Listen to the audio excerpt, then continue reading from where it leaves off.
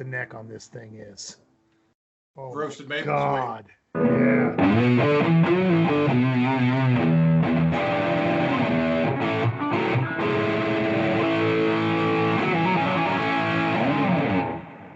Okay. Hey guys, welcome back to the channel. We're here to talk about some gear because Tim got a new guitar. Yes. Oh man, I've been so jazzed like for the last week since this thing arrived. been waiting on one of those for a little while, have you? Oh man, good God, yes. And I'm just everybody I show it to, even if they don't know anything about guitars, they go, "That is a beautiful finish," and I'm like, "Yes, yes, it is. It's gorgeous." And I had to get the purple. Roasted maple necks, man. I honestly, until about 6 months ago, I had never even heard that was a thing on guitars. Oh, really? Had never heard of them before. And then I saw some stuff about them. I was like, oh, those look kind of interesting. And then I saw that this thing came with the roasted neck. And as soon as I got it, I'm like, oh. Yeah, there's so awesome. Novo, which is this one. I don't know if you can see it on camera or not. Green this one here. Yeah.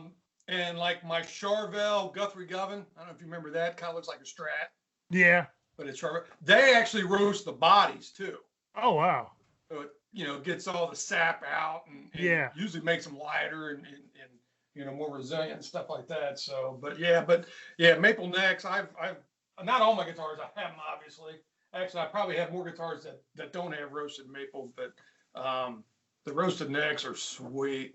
Yeah. I'm sure that was nice too. Yeah. Yeah, it feels great. And then I read also that it's got reinforced graphite rods that run on either side of the truss in there too. So I mean, it's just extra stable. I could stab somebody through the heart with this thing and be all right. How's the weight of the guitar? Really, do you remember, did you ever play my Ibanez, that S470? Yeah. And you remember it was the super thin body, but it was really, really heavy. This thing is markedly lighter than that. Oh, cool. So it's a good weight. I'm definitely getting more into lighter guitars. I never really used to worry about it, but I definitely like a lighter guitar now. So yeah, now I gotta start some serious shopping for a strap that is worthy of this guitar. Yeah, matching that finish, you're gonna have to do a little work probably. Unless you slap a we're gonna. My wife and I said, okay, we already spent a bunch of money on the guitar. We need to hold off on major purchases for a little while, get some crap paid down. Then we'll get maybe spend like $100 on a nice strap or something. Right. Now, when you're recording at home, you're probably normally sitting a lot of the time? Yeah. So do you use a strap even when you're sitting or? Sometimes I do because I end up having to get up and make adjustments on stuff. So it's easy to just have the strap on. Then I can move around without, spending an extra 30 seconds trying to get myself untangled. Yeah. Well, that you don't want to have the what's the word I'm looking for? Have the opportunity to sit it down and then it does one of these where it slides and it starts sliding. You don't want that to happen. So. Diving across the room. I knew you were looking forward to that, so I'm glad you got it. Yeah. Yeah, I was dreaming of this one for a long time, and then finally earlier this year it started becoming a semi-reality, and then they finally came back in stock because they were out of stock for months. Yeah, I was going to say once you decide you want to get it, then nobody had it. Right. Yeah, for like 3 or 4 months. I tell you what, I mean, I go to local music shops around here, and it looks like they all got robbed. I mean, they're like they have no gear.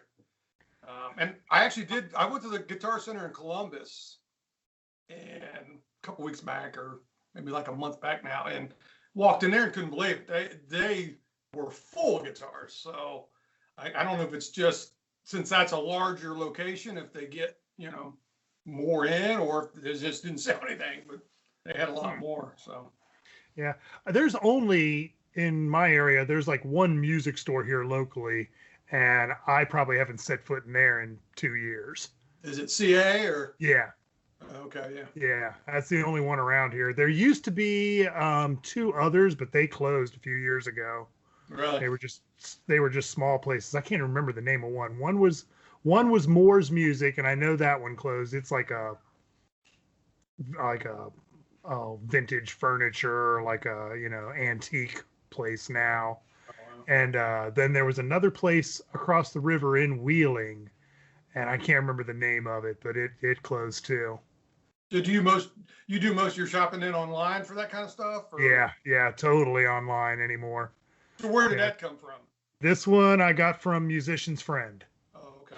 Yeah, still Well, haven't had time to put the D tuna on the bridge yet, though. That's hopefully something going to come in the next week or so. so is that flat now, or is it floating, or how do Yeah, you got yeah, it I've set? got it set back. I don't know if it'll show up on camera or not, but I've got it set back against the wood. Oh, okay. And all I So did, you're I just, dive only then, right? yeah, I'm dive only. I just went in the back and just screwed it in and let it pull flat back against the wood.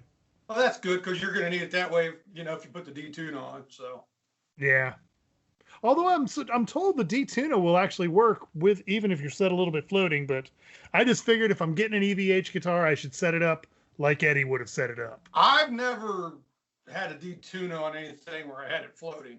I don't know Yeah. how, because you know how it Maybe is. I'm wrong. Maybe I'm crazy. When they're I read floating, somewhere as that they soon were as all you right. adjust the tuning, if it's floating, everything else is kind of out of whack. So And that may be true. Maybe what I read was wrong. I haven't played with them at all, so I've you've got never more tried experience it. there than me. Your experience exceeds mine because you've at least had one. I think let's see, my 5150's got it. Do I have anything else now that has a D-tuna on it? What else did I have that had D-tunas on it? Good grief, you've had so much stuff. How would we even know? Oops. Well, those are mostly my shred guitars, even though I'm not a shredder. So I tend to not, I tend to play more of the Gretsch and the Novo and those kind of guitars, here at home. With the band, I tend to play more of the Kramers and, the EVH guitar and that kind of stuff because of the kind of music that we're doing. Right. So I'm trying to think. The only one I might have is the 5150. Unless I'm leaving something out. Do any more? When you got yours back that wouldn't work on your Ibanez, and we were talking That was about last year. Yeah, I was. Yeah, I we were was talking about them a lot. I know I had something. I didn't have the 5150 back then. So what? No, you only got that one like a few months ago. That Kramer. Then I got not it. the Kramer, then you got the 5150 shortly before that. When did Eddie die? September. Because I think I got that. Because I got that right before he died. Because right after he died, you couldn't buy any EVH guitars anywhere. Yeah. So I had to have. I have to have something else that's got a detune on it. I just can't remember what it was because I know I had something that has a detune on it before I got that. Yeah, I remember you talking about that, but I could not tell you what guitar it was on for the life of me.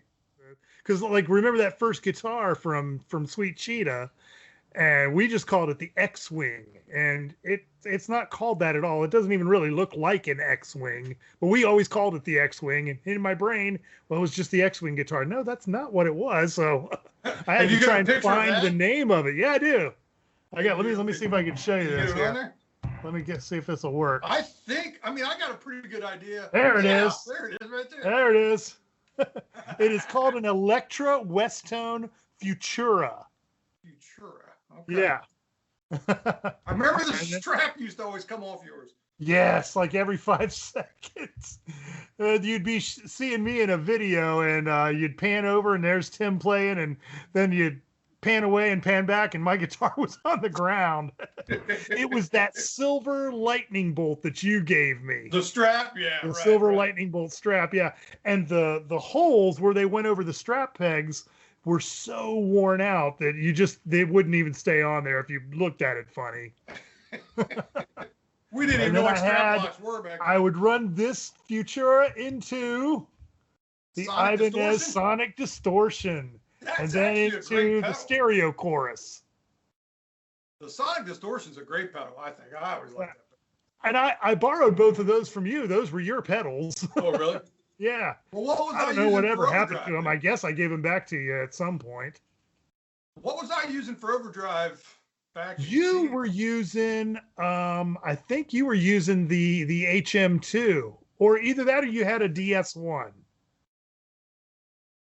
I don't I remember having think a you had heavy the metal. HM2. You had a Really? Boss pedal, Really? and then you 'Cause I also know had that I was that using Gallon that Kruger amp. yeah, that Gallon Kruger 250 ml amp is what I was having because Alex Lifeson was using one at the time, so Right. I had to have it. Yeah. And what I mean, I was running into the old Roland Cube 60.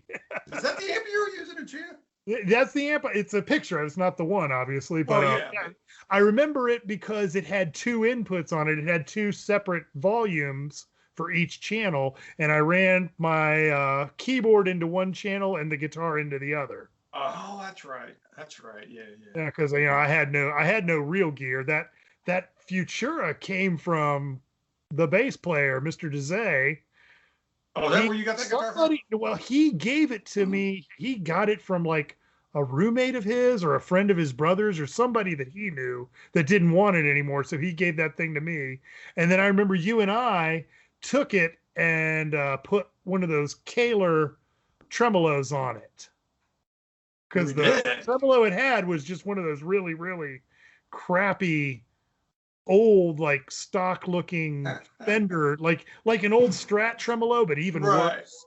So Right. we bought. I must have saved up a few bucks from my job at McDonald's and got the Kaler tremolo, and we put that on it. God, man, you remember so much better than I am. Well, it gets fuzzy after that, but I remember that early rig pretty well. Yeah. Huh. I had the lovely So old was that? Ford, yeah. Oh, okay. Is that the synth you use in Cheetah? That's the synth I used back then. Yeah, that was my first pro synth. Now, what model was that? DW 8000. EW 8000. Okay, yeah, I That's do one I remember should that. have never got rid of. That thing was awesome. And I went towards the DW because it was, that fat analog synth sound. I could play jump on it. That was my my measuring stick. If I can't make the jump sound, I don't want a keyboard. Yeah, get it out. If I can't do jump or 1984, take it away. Did you now? Did you had to play something else in Cheater? Was that the only guitar you had? Like There all through was Cheater? one other. I don't know if I ever found a picture of it. Let me see if I can find one real quick. Oh, now what is that? That's an Aria Pro 2. And I remember, what was the name of the little tiny music store that was right around the corner from your house, right next to that UDF? UDF. Oh, it was a little like it was basically like a Was it like a Mijas or something? I don't know if it was even that large of a name music store. I remember they had a bigger one in Hamilton, but this was just like a little tiny. Well, it might have been offshoot of Mijas then. I think it was Mijas. It was the other Mijas that was there real briefly in Westchester. It was a pretty small place too. I know they had a lot of used stuff. Yeah, but I got that thing there in Westchester. Man, I don't remember that one at all. I mean, we're talking probably like the last 6-7 weeks we were in the band together. Really? Huh. And then I ended up trading it after Sweet Cheetah imploded when I joined the band with our buddy Dayton, and I got an Aria Pro 2 bass then that I could not even find a picture of. Now, let me think. Now, well, while we're on Cheetah, before we go any further than that, I'm trying to think. I basically was playing a Charvel back, one of the cheaper Charvels, but back then you had that black Charvel with a reverse headstock. Yeah, with the neck. You and who was it? You and somebody else had these paired Charvels that somebody had made. What was the guy's name? He always bragged about being buddies with Yngwie. And he was a guitar teacher. And you and I think it was Lynn Robertson. You're not talking about Craig, are you? What? The other guitar player in Lynn's band, Craig? You're not talking about him, are you? No, not Craig. It was, God, it was some guy that he went on to like some semi-stardom there in the Westchester, Cincinnati area. I'll never think of the guy's name now, but I remember there was a guitar that he had made. There were two guitars. The guy had swapped the necks. The guy that I bought the Hamer Scarab off of. He taught at one of the Buddy Rogers. Yes. Oh man, yeah. The heck was his name? I bought But a I Hamer remember there were Scarab two off Charvel him guitars, and he later swapped the on. necks on them, and you wound up with one somehow, and I think Lynn had the other. But like the No, neck on his guitar was the one that was originally on the body that no, you. you're thinking of the Kramers. Yes, the Lynn, Kramers. Lynn, one of the music store down, I think it was in northern Kentucky, it might have been. They did and actually I talked about this on the video. Well, that's not here. I took my white Kramer when I did the video of that. I talked about this a little bit in that there because it's insane to think of it now, but back then they did a sale where if you bought a Kramer at normal price, you got another Kramer for a penny. Yes, I remember they used to do that. So What was the place up in Middletown Mall? They did that like every year or two. was it not Moeller Music, was it? No, it wasn't Moeller. Well, anyway, Yeah. Lynn bought a Pacer and a Kramer Beretta and instantly swapped the necks for some reason. Okay, And, that's what I'm thinking of then. Yeah, I was after that one guitar, and he finally broke down and sold it to me. The Charvel actually had the original neck on it when I got it. I put the reverse neck on it when I was working up at Centerville Music, because Tim up there, the owner, had that neck. And Okay, I just that was it didn't after have a logo Cheetah, or anything. because you weren't working at Centerville Music when we were in the band. No. I wasn't working there at the time I bought the neck, but I was going there, and I ended up working up there. But anyway, long story short, I put that neck on. And then the only other We're all about long stories. Have you noticed that? Yeah, really. The other guitar I played in Cheetah was, I got the shirt on, I got Kramer on the brain. The other guitar I played in Cheetah was the Ibanez Gem that I won at a Guitar Player magazine. Yes, I was going to mention that when you had that gem. Yeah, that was autographed by bright metal gem. That's the guitar I remember you playing like all through Cheetah was that one. You know that Black Kramer came in much later in the game. Those because that was the original year. That was the first year gem. You know what them things are worth now? Oh my God, yeah. Breaks my heart to know I got rid of that. Like you want to go back and find 18-year-old Eric and just, what are you doing? Don't do it. Actually, when I sold that, I sold it to a guy that worked at Willis, and his name was Eric. Oh, okay. Because he was really into Vi. He really wanted the guitar. And then once he found out that Vi had autographed it to Eric, he was like, right. He's like, I gotta have it. Yeah. So I ended up selling it to him. And I think I sold it for, I got pretty good money for it back then, but nothing near what they're worth nowadays.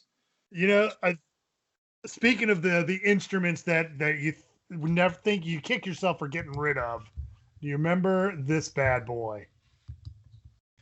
Oh, yeah, absolutely. Yeah, I had this. This was our post-Cheetah days. This was after I had joined Dayton's band and had moved up to Middletown, I think. Well, no, I still had it when I lived in Westchester. So I probably bought this around like 89 or 90.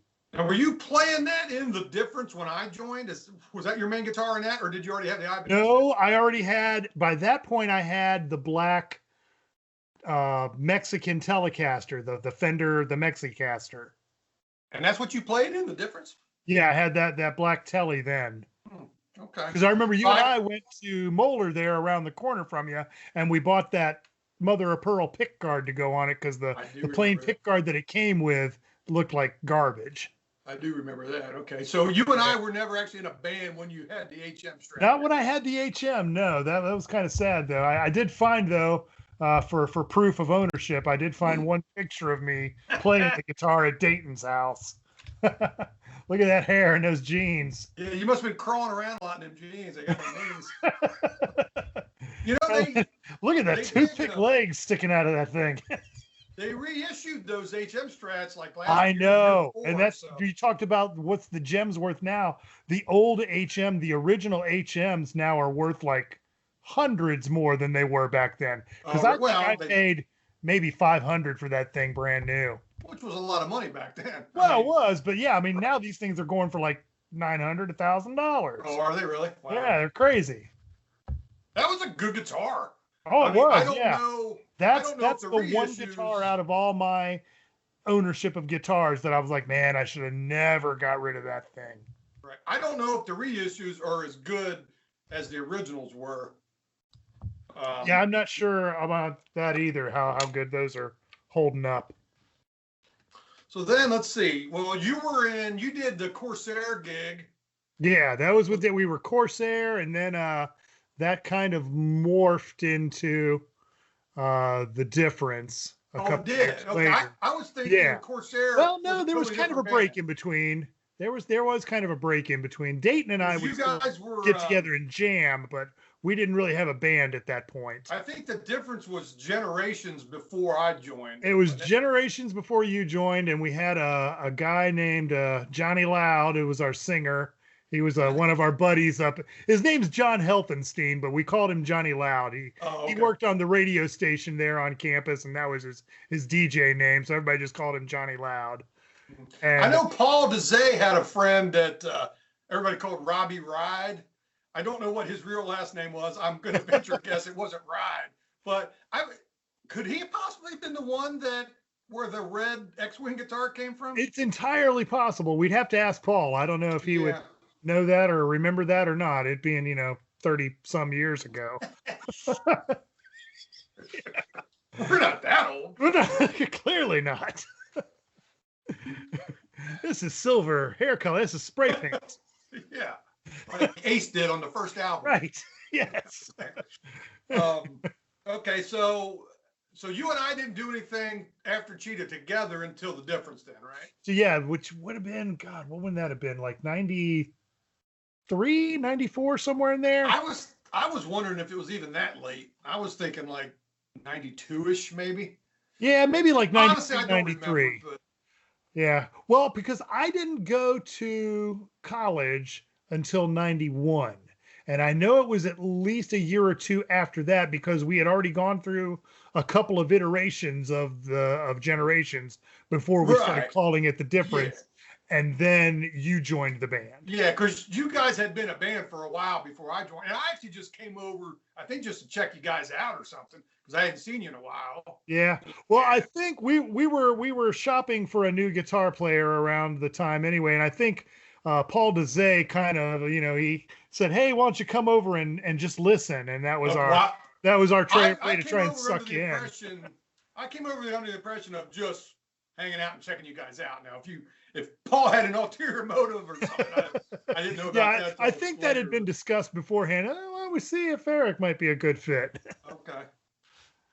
All right. So was it just one other guy that was in the band then, or? Well, there was the other guitar player before you was a guy named John Wright. He was a buddy of ours. Yeah, I recognize that. Yeah, he was a good dude, wasn't he? I got something going on with my microphone here. Hang on. Because I don't honestly remember another guitar player playing when I came over to see you guys, but obviously there had to be somebody playing guitar. So no, I think at that point we were just going as a 4-piece. I don't remember you coming over while John was still in the band. I think we had just well, that would be a 3-piece then, to wouldn't put it nicely. John and I we've talked about it since then, and we were kind of dicks to him back then. We just kind of gave him the boot. Well, if he wasn't there, wouldn't that make it a 3-piece then, not a 4-piece, or? Well, no. Yeah, you're right. It would have been a 3-piece then. It would have been. It was you and I on guitar. Paul and Dayton. Yeah. Yeah, and Dayton. And then you. Yeah. Well, maybe that's why I don't remember John being there then, because he wasn't there. Yeah. I think we had just let John go at that point, and that's when we started talking to you. Okay, well, help me out here then, because honestly, I don't remember what gear I was using in the difference. I know I had that Digitech Legend 21. I remember the Legend 21. I don't remember what amp you used.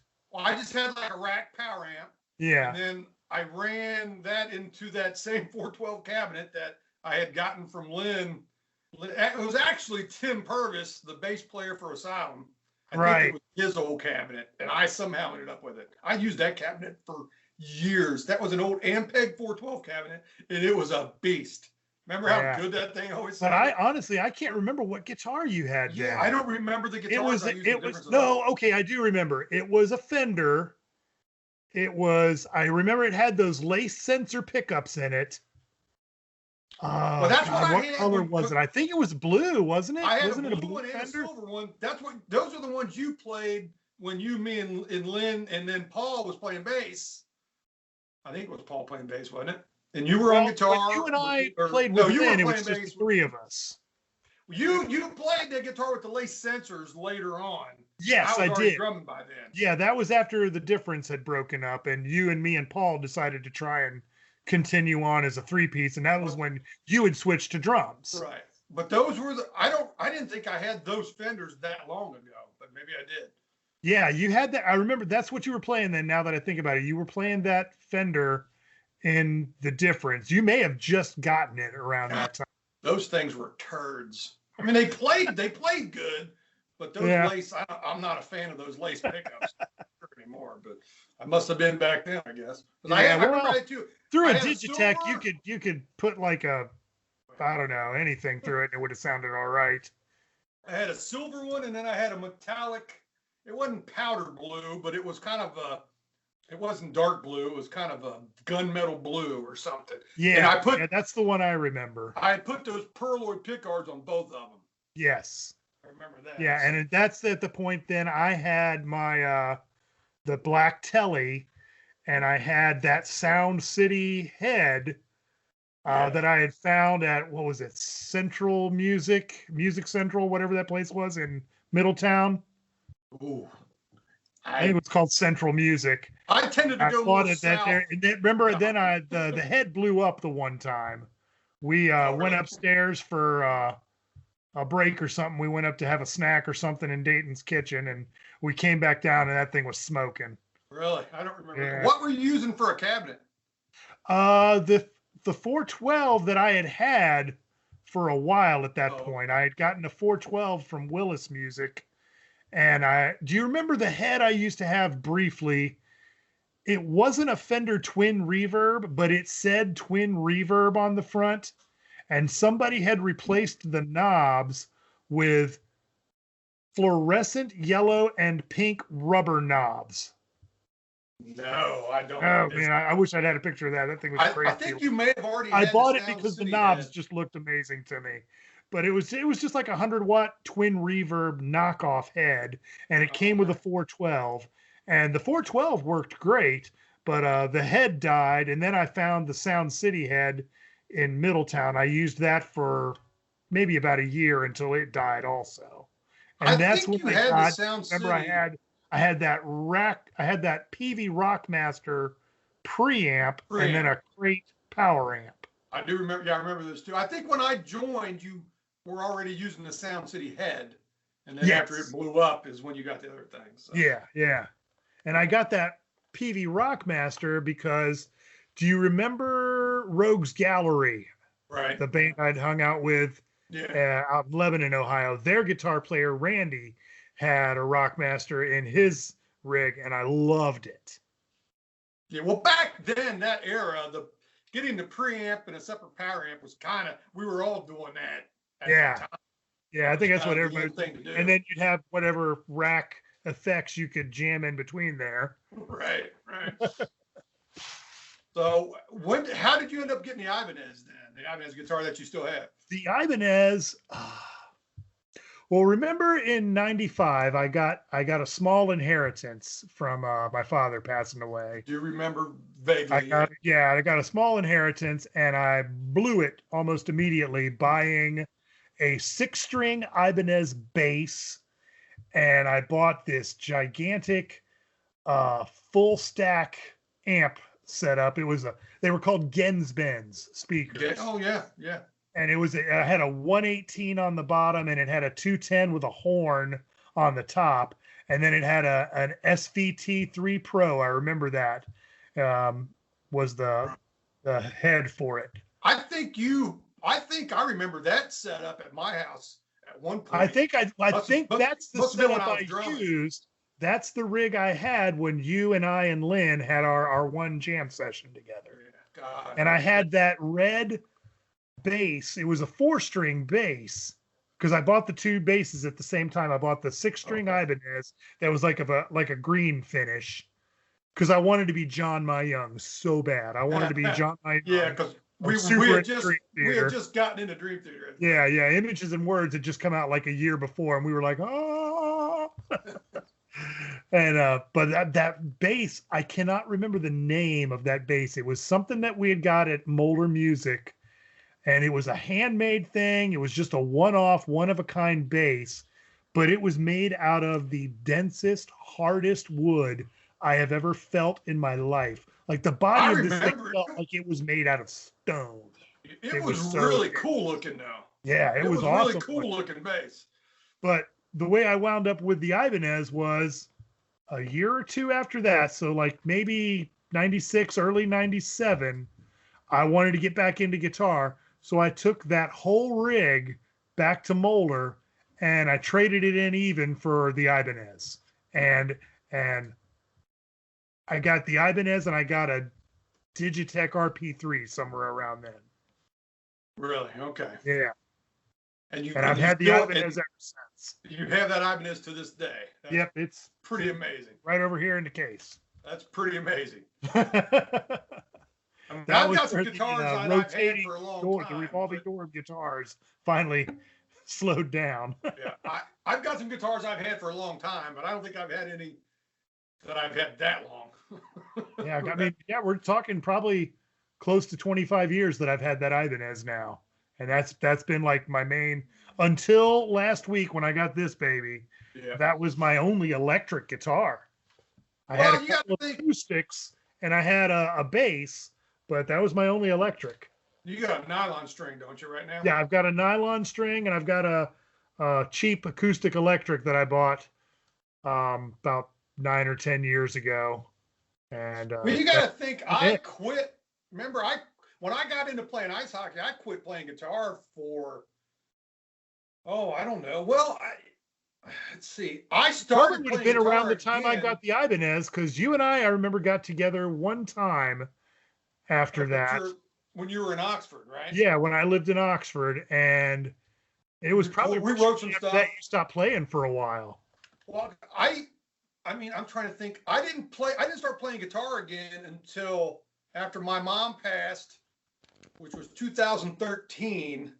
And then I started tinkering around with some home recording stuff because me and Paul Higginbotham started messing around with that. So really, I've only been playing guitar now that I'm into guitar again, basically since probably late 2013. Yeah. So I want to say I probably quit playing from, I don't know, maybe 2000. You think Probably I made it that long? thereabouts, yeah. Up to 2013. So, and then somewhere between 98 and 2000 was the last time you and I were physically in the same room together. Right. Right.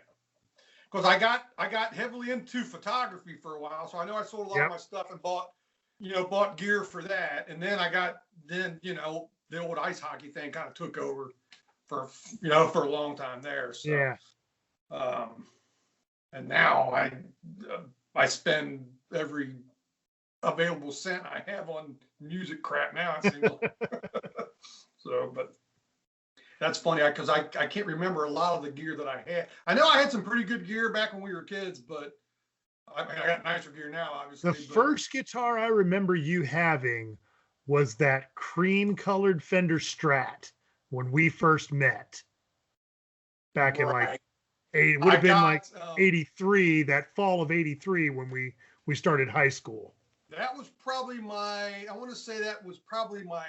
I think it was my third guitar. It could have been my second guitar. Might have been my third guitar though. But I remember I wanted to be a drummer and talked at the time, Mom and Dad were still married, and talked them into going to the music store to check out a drum set. Mm-hmm. We went to the Willis Music in Dayton Mall. I don't know if you remember when that was there. Yeah, upstairs. Yeah. We go in. That was a pretty. I forgot there was a Willis up there. Yeah, wow, man.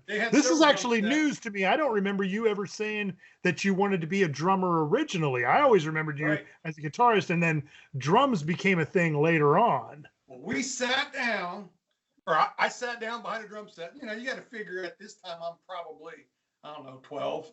Yeah. Like that. Never played a drum in my life and just went boom and hit the cymbals and stuff. Mom and Dad were like, nope. Not gonna happen. Way too loud. And more Dad, Mom would have probably lived with it, which she did later on. But Dad was like, "No way, we're out of here." So as we're walking out, man, I'm I thinking, got to tell you, I miss your mother so "Oh, much because she was the cool mom. She was always the one that would just let us do whatever we wanted as long as there was no bloodshed. Game on, man. yeah." And if she ever interrupted us, it was because she made food or had Right. ordered food. That was the Are only you reason. hungry? Do you want something Yeah. to eat? I got hamburgers up here. But we were walking out, so I'm thinking, I'm not getting drums. Hey, what about a guitar? So I went over and I picked up an electric guitar and hit it. Of course, it didn't make any noise, so Dan was like, Right. I could probably live with that. So we bought a Hondo Les Paul because it looked like Ace. Oh, you did have that then. You still had that one at the Right. same time. Okay, I do remember the Hondo. And then, like for Christmas or something, that year after you and I first met, you got the cream Strat. Maybe for your birthday. Well, Didn't your birthday in like September? I think it might have been it was either an early birthday present or an early Christmas present because my mom and I think one of my aunts were in the Dayton Mall, and I just went in. I made them go into Willis Music with me so I could look around, and I saw that cream Strat, and I don't remember. I remember later on thinking this kind of looks like Ingve Strat, but I don't think Ingve was a thing that early. But No, that I Ingve know I was was into probably Eric late Clapton. 80s. I know Not I was late into Eric 80s. Clapton, and he played Strat, so maybe that's why I got the idea from. Yeah, But yeah, I think if because you I do remember Clapton being a thing for us yeah, back then. if Because you that was remember right my around the time he was dad's having kind of like a resurgence. right, my dad's golf shop was in Dayton. You know, Yes. his golf shop. I remember So I working there a really couple wanted to summers get with that you. Strat, but that was a real Fender American made Strat, so it was pretty Yeah. pricey. So I remember, I think my mom called my dad, and he just ran over real quick, and I think just basically just to shut me up, he went ahead and bought it for me. So and so I was like, I thought I was king crap after I got that thing. So and I had that guitar for a long, long time. So. Yeah, I do remember you had that guitar for a while, probably right up until before we got out of high school and started Cheetah. I do. I remember I got that one Kramer from Lynn at some point, and we were in high school. I bought, and I think I said that in that video I made. Excuse me. I think I said Lynn sold me my first Les Paul, but it was actually Chris Britton. You remember Chris Britton? He was the singer for Asylum. Yes, I can't picture him, but I remember the name. I know we interacted. He had I think it was a 68 or 69 Les Paul Deluxe. It had the small humbuckers in it. The mini humbuckers. But it was a real Gibson Les Paul. Right. I had just been playing that Honda. So he sold that to me. And then I had Tim up at Centerville Music route out for a full-size humbucker in the bridge. So I had a full-size and a small mini humbucker in that. Kind of a goofy looking guitar. Kind of wish I left that one the way it was and kept it because with the mini humbuckers, that probably would have been worth some money now. And then I don't really think I remember I saved up. I think I saved up like maybe $500.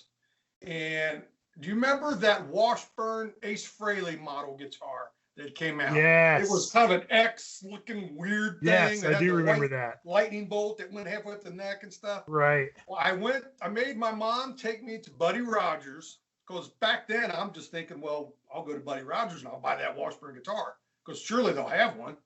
So we go there. It was the one down there real close to Everybody's Records, if you remember that one. Down in, where was that, Fairfield? No, it's like, what is that, Silverton or? Oh, yeah. That was further on down. There was another Buddy Rogers like in Fairfield.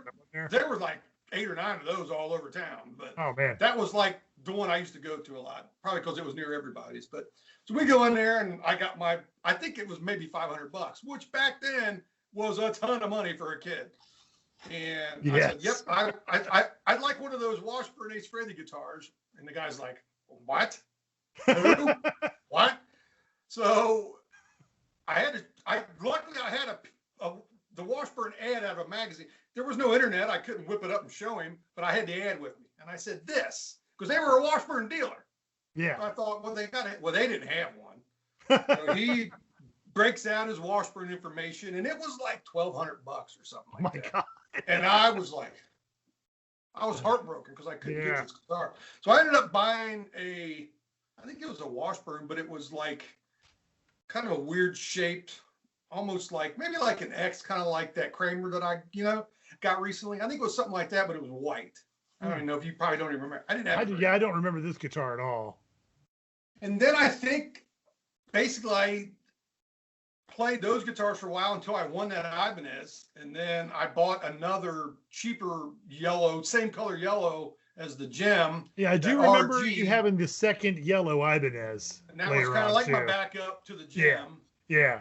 And probably played those until I got into them Fenders, I guess, with, later on. So yeah, I think that's probably about accurate. Yeah. Yeah.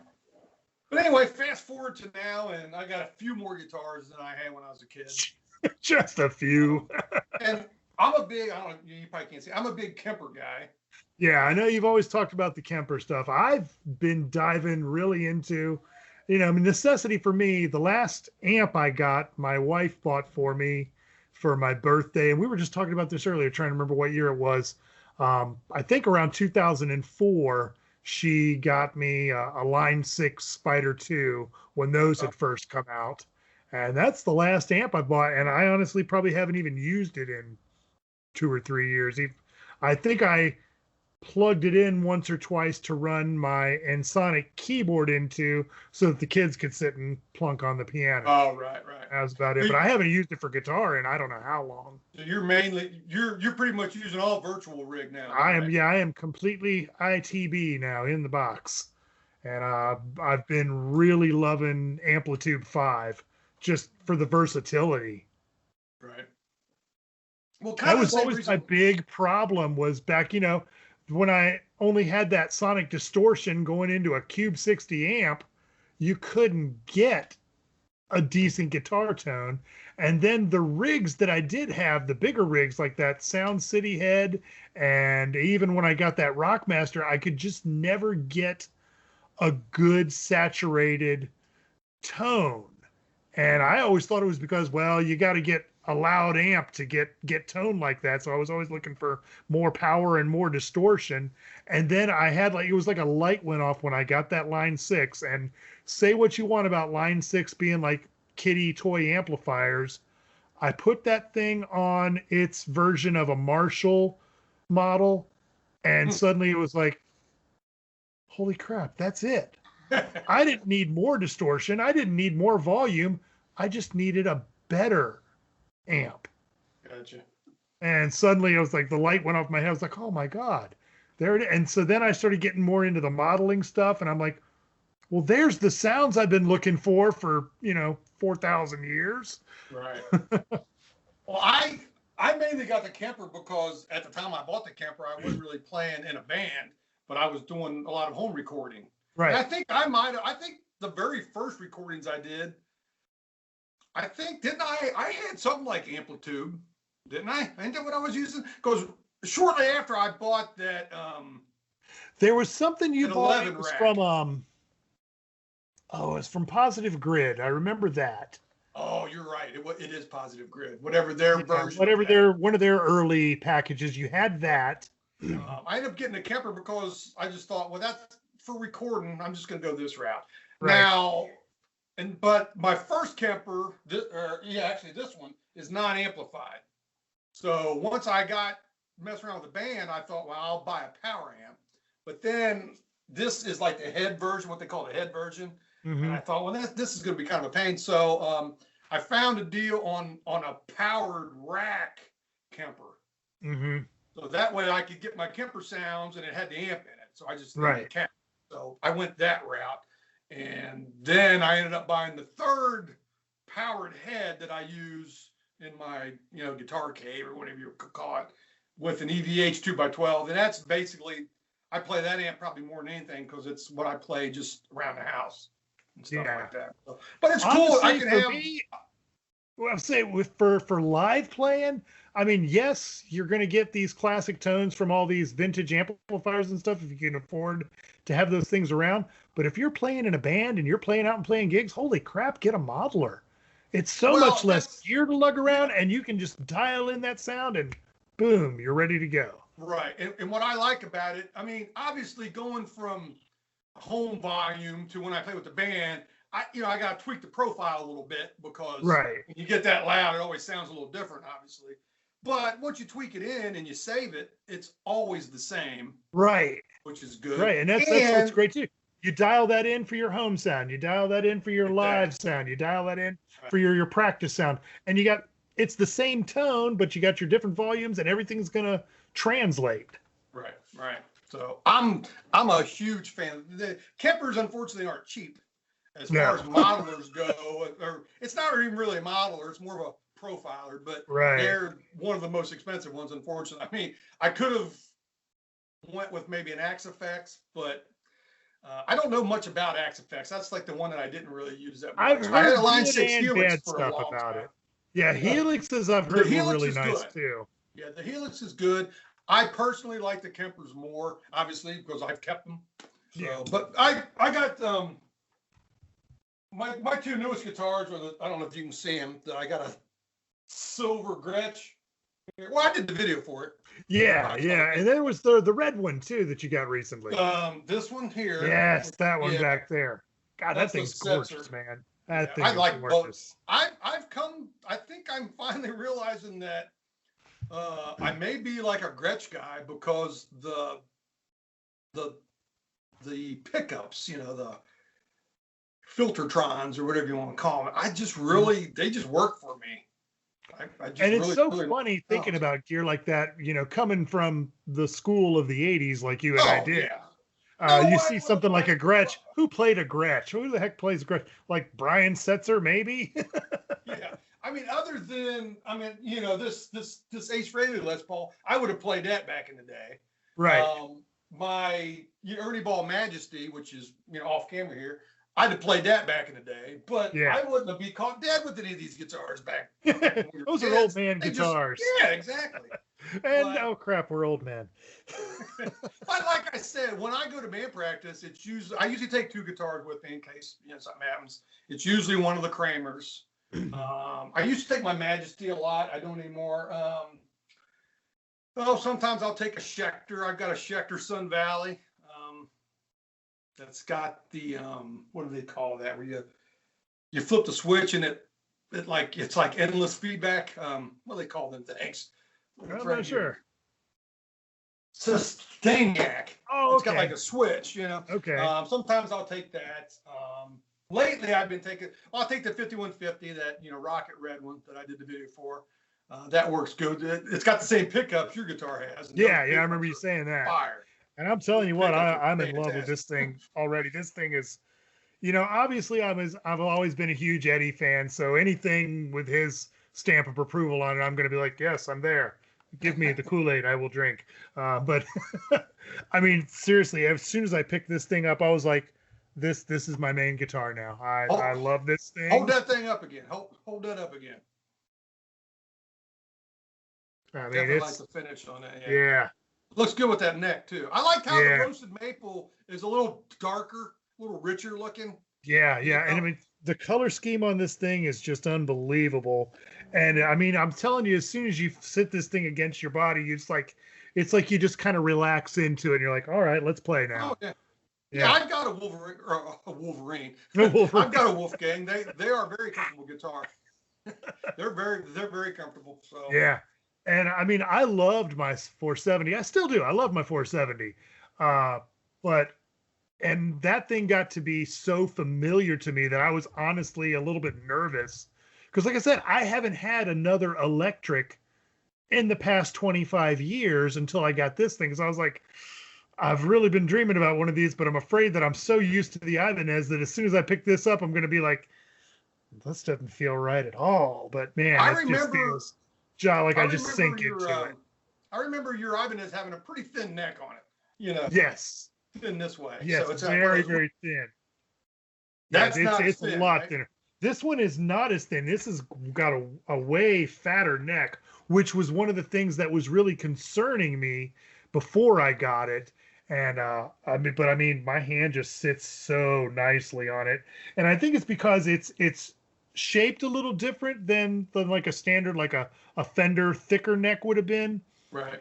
It's the way Eddie spec'd them out was it's actually it's a little thinner on the top than it is on the bottom.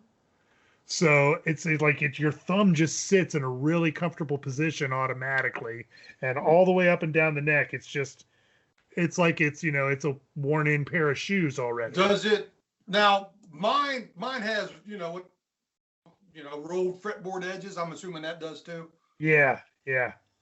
That makes them really comfortable. So super smooth going up and down. Sweet. Yep. Good hardware on it too. So far, yeah. The only real niggle I had was I talked about in my video when I did the unboxing was my knobs were loose. They weren't pushed all the way down on the pots, and like they were sitting up off the body, and I had to push them down and then tighten the Allen wrench on it, and then now they're great. They're rock solid. But like initially, I was like, "What the heck? Did I get a defective model?" Because it was like spinning nonstop. Right. Now let me ask you this: I'm like a knobaholic. I usually switch I am not a fan of the knobs that the EVH guitars come with. I gotta admit, I'm not real fan. They're chunky. They're a little too chunky feeling. And they've got like the little scalloped parts all the way around them. And I honestly wouldn't mind if I'm gonna upgrade anything, getting like those the ones you got with the rubber rings around them. Who makes the Maximum Guitar Works? Hip shot. Oh, those Maximum. Yeah, those are really nice. He does a matte black and a gloss black. So I'm not sure. Those are probably gloss, aren't they? Or yeah, the ones that are on here are gloss. Okay. There's also the hip shot ones, which I put on the Jackson, the light blue Jackson that I did a video for, the Mansour. I forget what the heck they call that. Anyway, it's just a black dome knob, but it has two like kind of rubber O-rings on them. They're really nice. They would work on those pots too, because those are shaft pots, right? I mean, those are solid. Right. Yeah. So yeah, the Maximum Guitar Works or the hip shots would work on that guitar. So. Yeah, that'd probably be the only thing, my only niggle about upgrading, and then of course I'm eventually gonna slap the D-tune on here. Right. But other than that, hardware wise, I'm fine with this. Like I know you, like every guitar I see you do on your channel, you immediately replace the tuners with locking tuners. Well, yeah.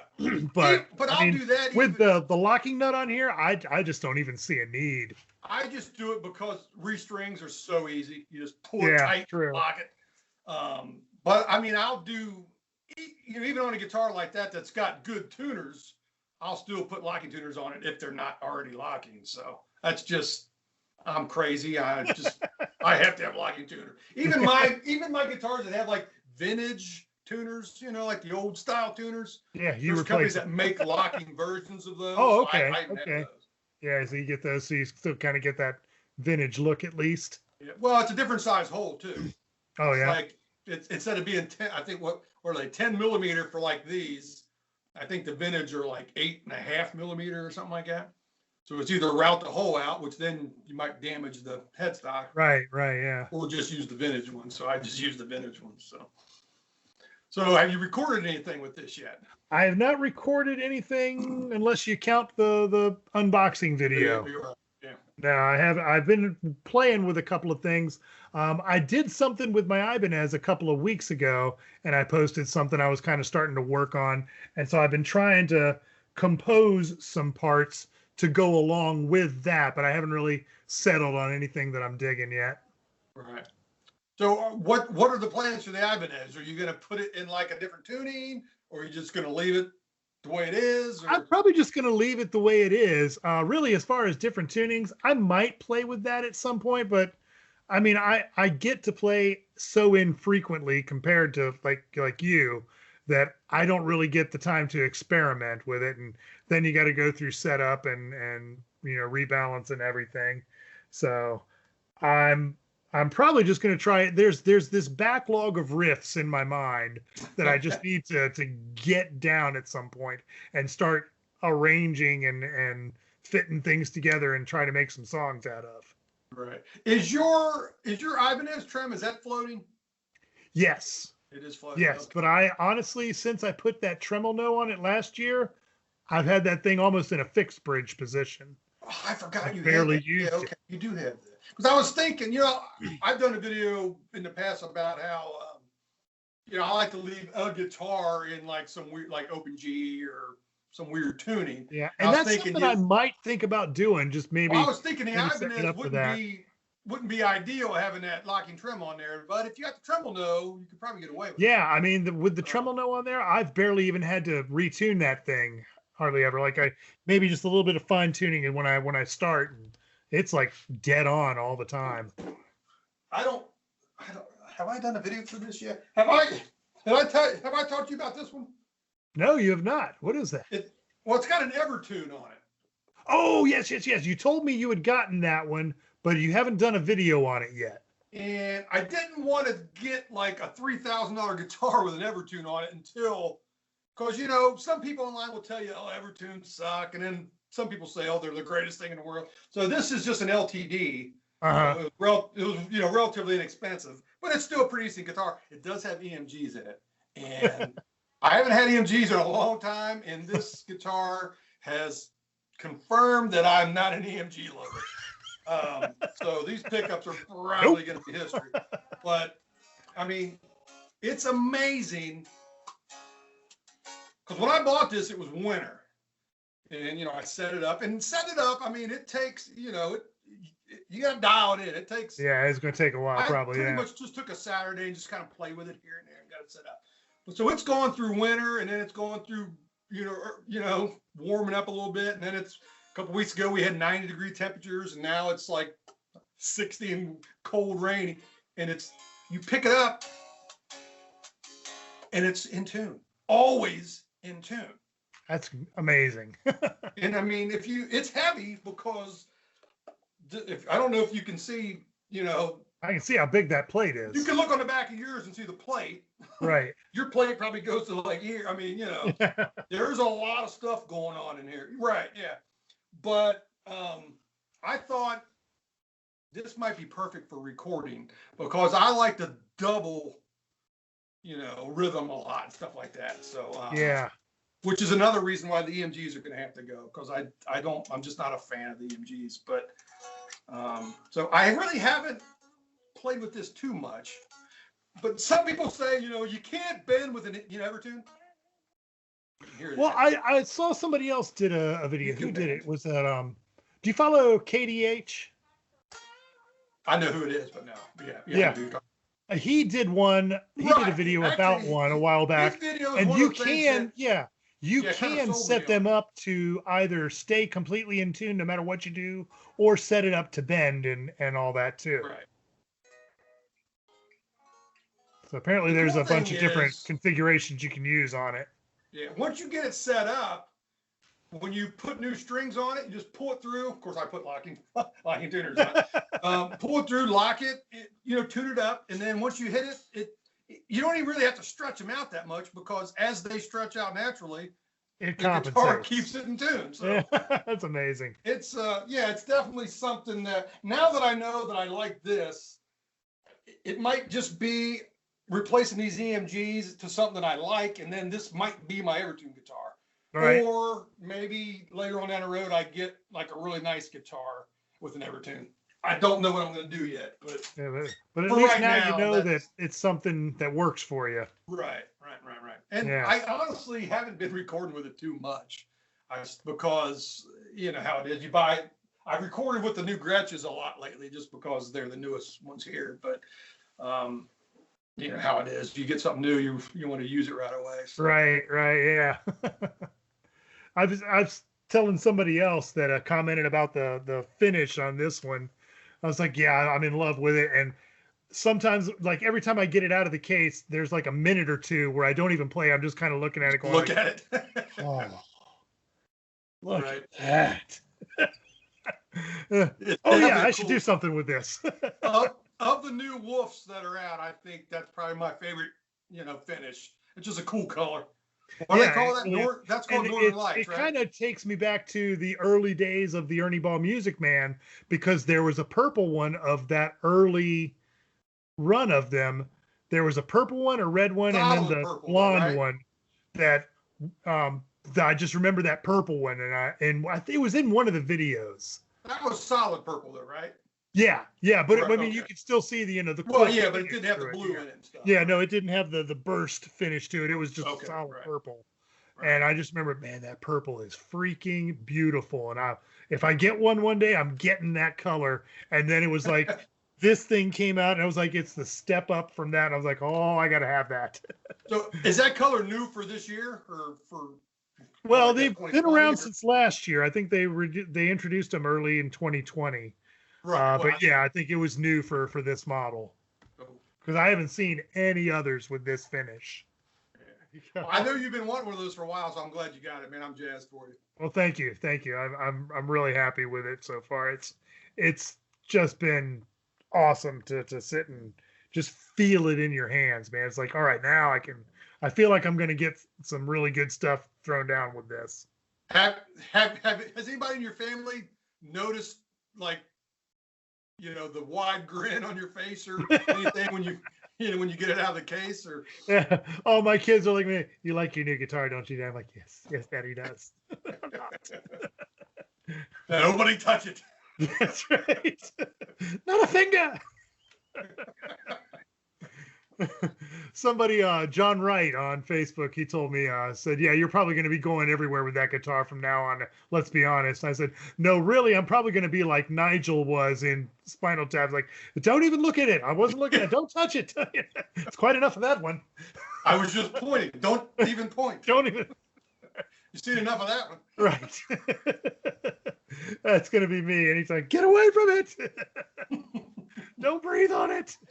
Eddie can design a guitar. I mean, if you're going to get a guitar designed by somebody, it might as well be Eddie. I mean, at that point in the EVH gear, I don't know how much input he had on the design of everything. I think there were a lot, because there's so many different variations of the Wolfgang out there. I'm talking the shape. The original shape and everything. Yeah. What's that old saying from Tommy Boy? The big important things.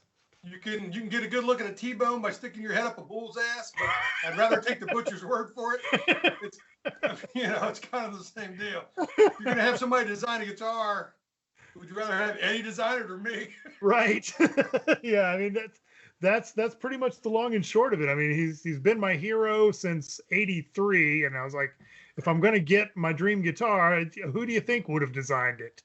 All right. Well, hey, everybody, thanks for watching. And, if you've made it this long, you're obviously insane to listen to us talk about gear. But you are a gear aficionado. Tim and I, we can do this for another 8 hours. And if we probably will. So I want to thank everybody for watching, and we will see you next time. Play us out, Tim.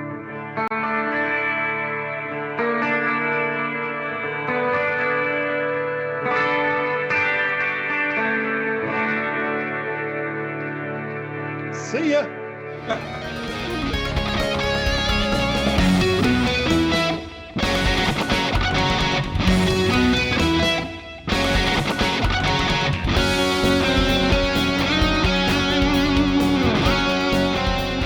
If I see a blinding flash of light and then you disappear, I'll know what happened. I've been hit by lightning. Pretty bad when you can't remember the guitars you have. Right. I was saying, man, you need to get like an intern or something to keep track of your gear for you.